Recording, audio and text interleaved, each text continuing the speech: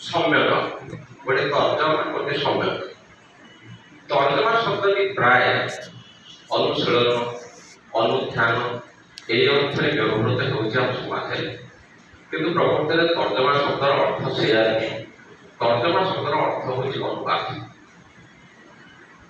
से प्रसंग ये अवश्य आम प्रासंगिक नुहे अन्य जो शब्द भी कहते से बेस प्रासंगिक से हूँ सम्यक सम्यक शब्द अर्थ अनेक लोग व्यवहार करती किंचित ये अर्थ व्यवहार करती किंतु प्रकृत में सम्यक शब्द अर्थ से सम्यक शब्द अर्थ हूँ पुंखानुपुंख भाव सम्यक शब्द अर्थ हूँ पूर्ण मात्रा ମୁଁ କାହିଁକି ସମ୍ୟକ ଶବ୍ଦ କଥା କହିଲେ ସମ୍ୟକ ଆଲୋଚନା ହେଉଛି ସମାଲୋଚନା ତେଣୁ ସମାଲୋଚନାର ଅର୍ଥ ପୁଙ୍ଖାନୁପୁଙ୍ଖ ଭାବରେ ଆଲୋଚନା କରିବା ପୁଙ୍ଖାନୁପୁଙ୍ଖ ଭାବରେ ବିଚାର କରିବା ଏହା ହେଉଛି ସମାଲୋଚନା এই সম্পর্কে মোর পরম পূজনীয় গুরু প্রফেসর গগেন্দ্র নাথ দাস যা নাহাନ୍ତି তাପରେ ନାହାନ୍ତି ସେଠାରେ ମୋତେ ଗୋଟିଏ କଥା କହିଥିଲେ कहले सदानंद मो जीवनटा व्यर्थ होगा मुझे कहीं सर केवल समालोचना लिखिली गप लिखिली कविता लिखिली नाटक लिखिली मत कि पढ़े कि जानिले एक प्रोफेसर गगेंद्र दास सार मत कही कि सार जे परवर्ती समय केंद्र साहित्य अकादेमी पुरस्कार पाइले मतिगुड़ी पुरस्कार पाइले और ओडिशा साहित्य अकादेमी पुरस्कार पाइले से प्रबंध पाई आउ गोटे उदाहरण कहि व्यक्तिगत जीवन कथा कहि ମୁଁ ବ୍ରହ୍ମପୁର ବିଶ୍ୱବିଦ୍ୟାଳୟରେ ଅଧ୍ୟାପନା କରେ ଆମ ବ୍ରହ୍ମପୁର ବିଶ୍ୱବିଦ୍ୟାଳୟ ଜଣେ ଜ୍ଞାନୀ ଗୁଣୀ ପ୍ରଫେସର ହେଉଛନ୍ତି ପ୍ରଫେସର ବିଷ୍ଣୁଚରଣ ଚୌଧୁରୀ ସେ ରାଜନୀତି ବିଜ୍ଞାନର ପ୍ରଫେସର ଆମେ କ୍ଲାସ ସରିଲା ପରେ ସନ୍ଧ୍ୟା 6 ପ୍ରାୟ ରାତି 8 9 10 ପର୍ଯ୍ୟନ୍ତ ଆମେ ଦୁଇ ଜଣ ଯାକ ବସିଥାଉ ମୁଁ କିଛି ପଢ଼ୁଥାଏ ସିଏ ତାଙ୍କ ରୁମରେ କିଛି ପଢ଼ୁଥାନ୍ତି ତାଙ୍କ ରୁମ୍ ସାମ୍ନା ସାମ୍ନି ସେ ମୋତେ ଦିନେ ଆସି କହିଲେ ସଦାବେଳେ ତମର ଯୋଉ ଓଡ଼ିଆ ଯେତେ ପିଏଚଡି କରୁଛ ଟପିକ ତ ପାଉଛ ଏତେ ପିଏଚଡି ହଉଛି ଟପିକ ତମକୁ କେମିତି ମିଳୁଛି ମୁଁ କହିଲି ନାଇଁ ନାଇଁ ସାର୍ ଆମେ ଭଲ ଗବେଷଣା କରୁଛୁ ଭଲ ଭଲ ଗବେଷଣା କରୁଛୁ କି ଗବେଷଣା କରୁଛ ତାଛଡ଼ା କରିକି କହିଲେ ସେ ସମୟରେ ମୋର ସଂଖ୍ୟାରେ ପ୍ରବନ୍ଧ ବାହାରେ ମୁଁ ତାକୁ ଦେଖେଇଲି ସାର୍ ଦେଖନ୍ତୁ ସଂଖ୍ୟାରେ ପ୍ରବନ୍ଧ ବାହାରିଛି କହିଲେ ଆହୁରି ଲେଖୁନଥିଲେ ତମେ ଲେଖୁଛ ବୋଲି ବାହାରିଛି प्रथम पृष्ठार गोटे प्रबंध बाहर सार को देखे सार कहले हाँ कहीं लेखुना तुम संपादक को बोधे धरी नम्रतार सहित कहूँ आमर हाईस्कल जो व्याकरण बही पढ़ा जाऊँगी तार नवम श्रेणी व्याकरण बही नंदक परिचय से बही बाहर पर मुझे विष्णु सार को देखे मो मुह को टे चाहिए तुम आ लेखुना किए तुमको सब मिलूँ कहीं कथा कहूँ आमर गवेषणा संपर्क में आमर एमतीका गोटे धारणा हो लोक धारणा हो गोटे कथा कहि जहाँ मत कहते झंकार संपादक बाबाई चरण पट्टनायक से कहले सदानंद मु गोरियाई धरिकी बसी गोरियाई मैंने आप जानी ना पानी जाऊ गोटे गोरियाई गोटे बसई दे पानी चले माछ गुड़ा रही है मुझे धरिकी बसी कि माछ पड़ूना ये से कहले से झंकार संपादक अच्छा संपादक मंडल अच्छा प्रबंध देखुंत मु भल प्रबंध पाऊनी संख्यार स्थान देवा भल प्रबंध पाऊना तेणु आम गवेषणा गवेषणा प्रबंध रचना किसी कम रही आम ये धरीना मोर आलोचनार विषय वस्तु रही गवेषणा प्रबंध संपर्क रही से संपर्क तार संज्ञा संपर्क में कहबी ना सम्यक आलोचना समालोचना इंग्राजी प्रकृत तार अर्थ हूँ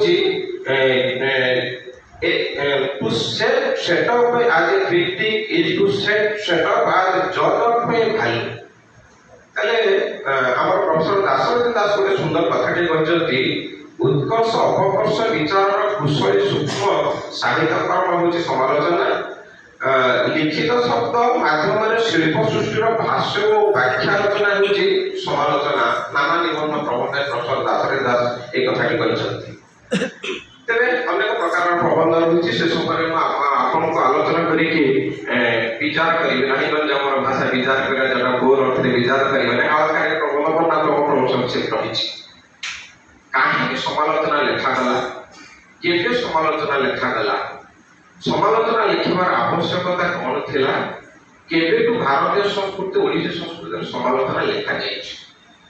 ନିଶ୍ଚିତ ଭାବରେ ଆମେ ଏ ସମାଲୋଚନା ବା ଗବେଷଣା କରିବାରେ ସଂସ୍କୃତ ସାହିତ୍ୟ ନିକଟରେ କୃତଜ୍ଞ। ସଂସ୍କୃତ ସାହିତ୍ୟ ଭରତମୁନି ହୁଅନ୍ତୁ, ଭାମ ହୁଅନ୍ତୁ, ଦଣ୍ଡୀ ହୁଅନ୍ତୁ, ବାମନ ହୁଅନ୍ତୁ, ରୁଦ୍ରଟ ହୁଅନ୍ତୁ, ଆନନ୍ଦବର୍ଦ୍ଧନ ହୁଅନ୍ତୁ, ଅଭିନବ ଗୁପ୍ତ ହୁଅନ୍ତୁ, କୁନ୍ତକ ହୁଅନ୍ତୁ, ଭୋଜରାଜ ହୁଅନ୍ତୁ, କ୍ଷେମେନ୍ଦ୍ର ହୁଅନ୍ତୁ, ଏଇ ଯେଉଁମାନେ ସାହିତ୍ୟ ସମାଲୋଚକ ଥିଲେ ସେଇମାନେ ସାହିତ୍ୟକୁ ଆଲୋଚନା କରିବାର ଦିଗ ଆମକୁ ଦେଖାଇଛନ୍ତି। ତାର ଦେଖାଇଛନ୍ତି ମାନଦଣ୍ଡ ଆମକୁ ଦେଖାଇଛନ୍ତି। ରସ ରୀତି ଧ୍ୱନି ପ୍ରକୃତି ଅଳଙ୍କାର ଔଚିତ୍ୟ ମାଧ୍ୟମରେ ଆମେ କିଛି ଦିନ ସାହିତ୍ୟକୁ ଆଲୋଚନା କଲେ। ଓଡ଼ିଆ ସାହିତ୍ୟରେ କେମିତି ଏ ରସ ରୀତି ଧ୍ୱନି ପ୍ରକୃତି ଅଳଙ୍କାର ଔଚିତ୍ୟକୁ ନେଇକି ଆମେ ସାହିତ୍ୟ ରଚନା କରିଛେ ବା ଜାଣିଛୁ, ସଚେତନ ଭାବରେ କରିଛେ, ତାର ଦୁଇଟି ଉଦାହରଣ ଦେବି। ଗୋଟେ ଧ୍ୱନିର ଉଦାହରଣ ଦେବି ଆଉ ଗୋଟେ ପ୍ରକୃତିର ଉଦାହରଣ ଦେବି। ଧ୍ୱନିର ଉଦାହରଣଟି ହେଉଛି ଗୋଟିଏ ଝିଅଟି ଗୋଟେ ପୁଅକୁ ଭଲ ପାଉଛି। ଭଲ ପାଇକି ଦିନେ ବାପା ଘରେ ରହିବେନି, ମା ଘରେ ରହିବେନି, ଭାଇ ଘରେ ରହିବେନି, ଏମିତି ଏକ ସମୟ ଆସିଛି। ତେଣୁ ଘରେ ସେ ପୁଅଟି ସହିତ ମିଳିତ ହେବା ପାଇଁ ପୁଅଟିକି ଘରକୁ ସେ ଡାକି ଦେଇଛି। এই সময় তো ঘরକୁ ଆସେ, ଘରେ କେହି ନଥିବେ, ଆମ ଦି ଜଣ ବସିବା କଥାବାର୍ତ୍ତା ହବା ମିଳନ ଡାକି ଦେଇଛି। କିନ୍ତୁ ଯୋଉ ସମୟରେ ପୁଅଟି ଆସିଛି ସେଇ ସମୟରେ ତାଙ୍କ ଘରେ ସମସ୍ତେ କୌଣସି କାରଣବଶତଃ କେହି ବାହାରକୁ ଯାଇନାହାନ୍ତି, ସମସ୍ତେ ରହିଛନ୍ତି। ୟା କେମିତି କବି ଆକୁ ରୂପ ଦେଇଛନ୍ତି, ସଂକେତ ବିଳାସୀ ନାଗରେ ନିରେଖି, ସଂକେତ ବିଳାସୀ ନାଗରେ ନିରେଖି ବିଚକ୍ଷଣା କର କର ପ୍ରସ୍ଫୁଟିତ ନୀଳ କମଳ ଦଳକୁ ଯତ୍ନ ବୁଝିଦେଲା କଣ। ସମସ୍ତେ ଘରେ ରହିଛନ୍ତି, ପୁଅଟି ପଳେଇ ଆସିଛି, ଝିଅ କିଛି କହିପାରିବନି, ସମସ୍ତଙ୍କ ଆଗରେ କିଛି କହିପାରିବନି। ତାହେଲେ ସଂକେତ ବିଳାସୀ ନାଗରେ ନିରେଖି ବିଚକ୍ଷଣା, ସେ ପ୍ରେମିକାଟି ତରତର ହେଇଛି। ଘରେ ଗୋଟିଏ ପଦ୍ମ ଫୁଲଟି ଥିଲା, ସେ ପଦ୍ମ ଫୁଲଟି ଆଣିଲା, ତା ପାଖୁଡା ଗୁଡ଼ିକ ସେ ପୁଅ ଆଗରେ ସେଗୁଡ଼ିକୁ ବନ୍ଦ କରିଦେଲା। ପୁଅ ବୁଝିଲା କିଛି, ତାପରେ ସେ ଚାଲିଗଲା, ସେଠୁ ସେ ଚାଲିଗଲା। ଆକୁ ଆମେ କହୁଛେ ଧ୍ୱନି, କହୁଛେ କ'ଣ ଏଠି ରହିଛି। ତାହେଲେ ସେ ଝିଅଟି ତାକୁ ଏଇଆ କହିଲା ଯେ ପଦ୍ମ ଫୁଲଟି ଦିନରେ ଫୁଟେ, ତେଣୁ ଫୁଟିଲା ପଦ୍ମ ଫୁଲଟି, ତାକୁ ସେ ହାତରେ ବନ୍ଦ କରିଦେଲା। ଏଇଥିପାଇଁ ଯେ ତାକୁ କହିଲା ସନ୍ଧ୍ୟାରେ ପଦ୍ମ ଫୁଲଟି ବନ୍ଦ ହୁଏ, ଏବେ ଚାନ୍ସ ନାହିଁ, ତୁ ପୁଅ ଏବେ ଫେରିଯା, ସନ୍ଧ୍ୟା ବେଳକୁ ଆସେ, ତୋର ମୋର ମିଳନ ଘଟିବ। ତାହେଲେ ଏଇ ଯୋଉ ପଦ୍ମ ଫୁଲ କଥା କହିଲା, ପଦ୍ମ ପାଖୁଡା କଥା କହିଲା, ୟାର କୌଣସି ଅର୍ଥ ନାହିଁ। ଅର୍ଥଟି ହେଉଛି କ'ଣ, ଏବେ ସୁଯୋଗ ନାହିଁ, ସନ୍ଧ୍ୟାବେଳେ ସୁଯୋଗ ଆସିବ, ସନ୍ଧ୍ୟାବେଳେ ତ ଆସି ଦି ଜଣ ଯାକ ଆମର ମିଳନ ଘଟିବ। ସଚେତନ ଭାବରେ ଆମର କବି ଗୁଡ଼ିକ ଲେଖିଛନ୍ତି। ଆଉ ଗୋଟେ ଉଦାହରଣ କହିବି, ଆମର ଏବେ ସିନା ଘର ମାନଙ୍କରେ ସବୁ ଗ୍ରିଲ ଲାଗିଯାଇଛି, ଆଗେ ଘର ମାନଙ୍କରେ ଗ୍ରିଲ ଲାଗୁନଥିଲା। ପଥିକ ମାନେ ପିଣ୍ଡାରେ ରାତ୍ରି ଯାପନ କରୁଥିଲେ, ସକାଳୁ ଉଠିକି ସେମାନେ ଚାଲି ଯାଇଥିଲେ। ସେମିତି ଗୋଟିଏ ପଥିକଟିଏ ଜଣକ ଘର ପିଣ୍ଡାରେ ବସିଛି, ତାକୁ ଯୋଉ ସେ ଘରର ଯେ ନାୟିକା ନାଗରୀ, ସେ ତାକୁ ମନେ ମନେ ଦେଖିଛି ବସିଛି, ତାକୁ ସେ କହୁଛି ତୁ ଏଠି ବସ ନା, ଏଠି ବସ ନା, ଯାଇକି ଅନ୍ୟ କୋଉଠି ଯାଇକି ବସ। କ'ଣ ସେ କହିଛନ୍ତି ସେ କଥା ଆମ କବି ଲେଖିଛନ୍ତି, ଆମ୍ଭ ଦ୍ୱାରରେ ତୁମ୍ଭର ରହିବା ନିକି ବ୍ୟବହାର, ଏଠୁ ଆମ ଚିନ୍ତା କର ବୋଲୋଇ ରାମ। କେବଳା କହିନାଗର ଶାଶୁ ପଦ୍ମନେତ୍ରୀ ମୋର, ରଥାଙ୍ଗ ପ୍ରାୟ ଶ୍ୱଶୁର ପତି ଚନ୍ଦ୍ରମା, ଏହା ଜାଣି ରହ ସଦନେ ଜଗି ବସିଥିବ ସେଇ ତଥାବସ୍ଥା। ପ୍ରାଗୋଳିଆ ନୀତି ସାହିତ୍ୟର ଉଦାହରଣ ଦେଉଛି। ତାହେଲେ ଆମ୍ଭ ଦ୍ୱାରରେ ତୁମ୍ଭର ରହିବା ନୀତି ବ୍ୟବହାର, ଏଠୁ ଆମ ଚିନ୍ତା କର ବୋଲୋଇ ରାମ। ଆମ ଦ୍ୱାରରେ ତୁମର ରହିବା କ'ଣ ଦରକାର ହେଲା, ନାଇଁ ଏଠି ରହନା, ଯାଅ ତୁମେ ଅନ୍ୟ କୋଉଠି ରହିବ, ଏଠି ରହନା। କହୁଛି କେବଳ କହିନାଗର ଶାଶୁ ପଦ୍ମନେତ୍ରୀ ମୋର। ତୁମେ ଯଦି ଭାବୁଥିବ, ମନରେ ଥିବ ଯେ ଘରେ ଜଣେ ବାଳା ରହିଛି, ଜଣେ ନାରୀ ରହିଛି, ଜଣେ ସ୍ତ୍ରୀ ଲୋକ ରହିଛି, ତା ସହିତ ମୋର ମିଳନ ଘଟିବ କି ସେ ମତେ ଭଲ ପାଇବ, ତା ସମ୍ଭବ ନୁହେଁ। କାହିଁକି ନୁହେଁ, ଶାଶୁ ପଦ୍ମନେତ୍ରୀ ମୋର। ମୋ ଶାଶୁ ଏତେ ସୁନ୍ଦର ଯେ ତାଙ୍କ ନେତ୍ର ଗୁଡାକ ପଦ୍ମ ଫୁଲ ପରିକା ସୁନ୍ଦର, ତାଙ୍କ ନେତ୍ର ଗୁଡିକ। ଶାଶୁ ପଦ୍ମନେତ୍ରୀ ମୋର, ରଥାଙ୍ଗ ପ୍ରାୟ ଶ୍ୱଶୁର। ଶ୍ୱଶୁର ହଉଛନ୍ତି ଚକ୍ରବାକ ପକ୍ଷୀ ପରିକା। ଚକ୍ରବାକ ପକ୍ଷୀ ଆଉ ଚକ୍ରବାକୀ ଦି ଜଣ ଯାକ ପରସ୍ପରକୁ ଏତେ ଭଲ ପାଆନ୍ତି ଯେ ପରସ୍ପର ବିଚ୍ଛେଦ ଘଟେ ନାହିଁ, ସେମାନେ ସବୁବେଳେ ସାଙ୍ଗ ହେଇକି ରହିଥାନ୍ତି। ଆଉ ପତି ଚନ୍ଦ୍ରମା, ମୋର ସ୍ୱାମୀ ହଉଛନ୍ତି ଚନ୍ଦ୍ର ଉଦିଆ ମୋର। ସୁନ୍ଦର ବରମରୁ ପତି ଚନ୍ଦ୍ରମା ଏହା ଜାଣି ରହ ସଦନେ। ଠିକ ଅଛି, ଏକଥା ଜାଣିକି ଯଦି ରହୁଛ ରୁହ, ଜଗି ବସିଥିବ ନିଶି। ତମେ ଜଗିକି ବସିଥିବ ନିଶି ଯଥାବସ୍ଥାରେ। ରାତି ସରିଗଲେ ପାହାନ୍ତିଆ ପାହାନ୍ତାରୁ ତମେ ଏ ଜାଗା ଛାଡ଼ିକି ଚାଲିଯିବ। ଏ ଗୋଟିଏ ଅର୍ଥ। ଆଉ ଗୋଟିଏ ଅର୍ଥ ହଉଛି ଆମ୍ବଦାରରେ ତୁମର ରହିବା ନୀତି ବ୍ୟବହାର ରହିବା ନୀତି ଏଠୁ ଆମେ ଚିନ୍ତା କର ବୋଲଇ ରାମା। କେବଳ କହେ ନାଗର ଶାଶୁ ପଦ୍ମ ନେତ୍ରୀ ମୋର। ମୋ ଶାଶୁ ହଉଛନ୍ତି ପଦ୍ମ ନେତ୍ରୀ। ପଦ୍ମ ଫୁଲ ସନ୍ଧ୍ୟା ହେଲେ ପଦ୍ମ ଫୁଲ ବନ୍ଦ ହେଇଯାଏ। ମୋ ସନ୍ଧ୍ୟା ହେଲେ ମୋ ଶାଶୁକୁ ନିଦ ମାଡ଼େ, ସେ ଶୋଇପଡ଼ନ୍ତି। ସନ୍ଧ୍ୟାବେଳେ ସେ ଶୋଇପଡ଼େ, ନିଦର ମଧ୍ୟରେ ଶୋଇପାରିବେ। ରଥାଙ୍ଗ ପ୍ରାୟ ଶ୍ୱଶୁର ଚକ୍ରବାକ ପକ୍ଷୀ ଆଉ ଚକ୍ରବାକୀ ଦି ଜଣଙ୍କର ରାତିରେ ସେମାନେ ପାଖାପାଖି ହୁଅନ୍ତି ନାହିଁ, ବିଳମ୍ବ ଘଟେ ନାହିଁ। ରାମଚନ୍ଦ୍ର କାଳେ ତାକୁ ଅଭିଶାପ ଦେଇଛନ୍ତି, ସେମାନେ ରାତିରେ କଣ୍ଟାଠୁ ଦୂରରେ ରହିବେ, କଣ୍ଟା ଦୂରରେ ରହିବେ।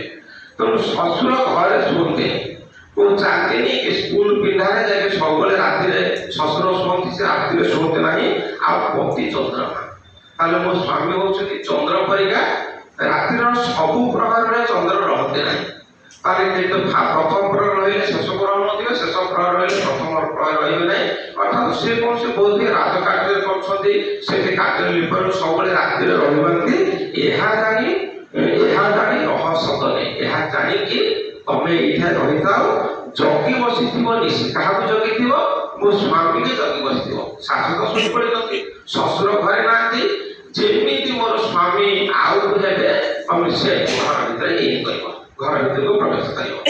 ତାହେଲେ ଏଇ ଯୋଉ କଥା ସେ କହିଲେ, ଏ କଥା ଶୁଣିଲା ପରେ ଆଉ ପଥିକ ଯିବ ଖାଇବାକୁ ଦେଇକି ନଦେ ମା ମୁଁ ଏଇଠି ଶୋଇଲି ଆଉ ଯିବି ନାହିଁ କହିଲି, ସେଇଠି ସେ ରାତ୍ରିଟା ସେ ଯାପନ କରିବ।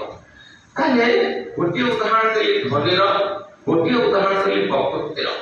ଏହା ଓଡ଼ିଆ ସାହିତ୍ୟକୁ ନିୟନ୍ତ୍ରଣ କରିଛି। ଜାଣି ଜାଣି ଆମ ଓଡ଼ିଆ କବିମାନେ এই রস রীতি ধ্বনি প্রকৃতি অলঙ্কার ঔচিত্যକୁ ନେଇକି କାବ୍ୟ ରଚନା କରିଛନ୍ତି। ଆଜି କାହିଁକି ସମାଲୋଚନା ରଚନା କରାଯାଇଛି ସେ ସମ୍ପର୍କ ଗୋଟିଏ କହୁଛି ସଂସ୍କୃତ ସାହିତ୍ୟର ପ୍ରଭାବ, ଆଉ ଗୋଟିଏ କହୁଛି